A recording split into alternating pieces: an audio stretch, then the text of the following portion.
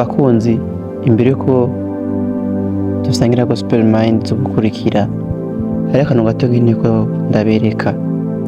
Mu bisanzwe hari ibintu bimwe bimwe mbere vyinshi utazomenya ko bihari hano ku isi mu gihe udafashe umwanya wo gusohoka, mu gihe udafashe umwanya wo gutambuka mw'ibarabara uzunguruka, bikunze winjira mu masite canke mu bisagara bitandukanye. Mbega urabibuka ko hariho abafungura bigoranye? Urabibuka ko hariho abafungura apeni? Urabibuka ko hariho benshi gufungura bifata nk'igitangaza gikomeye, nka kurya kuntu Yesu yagenda akiza abagwayi? Kuri bamwe ndazi ko bigoye kandi ndabitahura.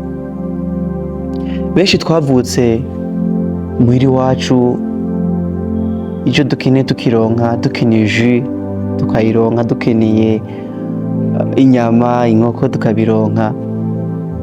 Duca dukura muri ubwo buzima bwo kumva ko ubwo twebwe tubayeho ariko abandi babayeho.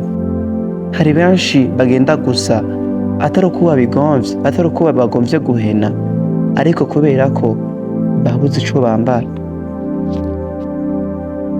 Mbega wowe ufise impuzu zingahe iwabo? Urubizirikanako?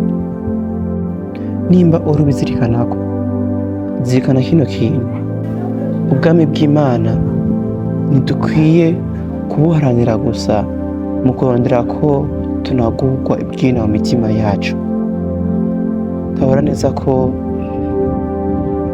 hariho benshi bazokonesa ko ubwami bw'Imana buhari mu gihe uzobagaragaza ko umutima w'urukundo.